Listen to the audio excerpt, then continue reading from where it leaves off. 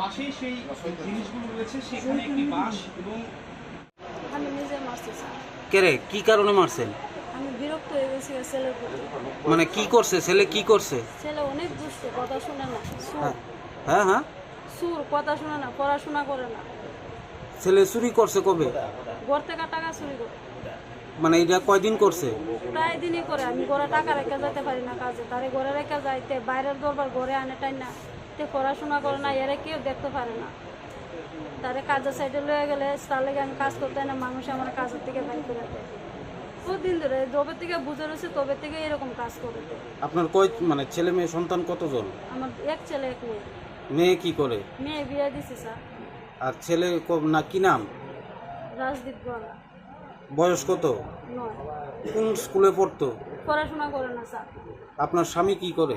আমার স্বামী আছে না, মরছে, আমি নিজেও করতে পারি না। মানে প্রথমে আমার শ্বশুর বাড়ি কৈলাসহর।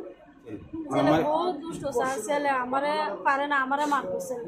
না দুষ্ট ঠিক আছে, আমরা মাইনে নিয়ে নিলাম, কিন্তু ছেলের এইভাবে আপনি মানে মাইনে নেবেন একবারে, কিরকম মা আপনি? আমি মা না স্যার, আমারে ফাঁসি দেন, আমার কোনো দুঃখ নাই স্যার। এর দেহা দিকে আরো 10টা ছেলে নষ্ট হইব। তাহলে এত করে বুঝাই, সে বুঝতে রাজি না। আমি এত কষ্ট করে টাকা রুজি করি, সে টাকাটাও করে রাখতে পারি না। তারা বাড়িতে তুলে গেলে সে বাড়িতেও থাকে না, বাইরে কাজে লয়ে গেলে তার লাগে আমি কাজও করতে পারি না। মানুষে আমার কাজের থেকে বাইর করে দেয়, তার লাগে আমি ফিটা বন্ধ খাইছি স্যার। মানুষের এই জিনিস সেই জিনিস নষ্ট করে হিটা ভাঙে।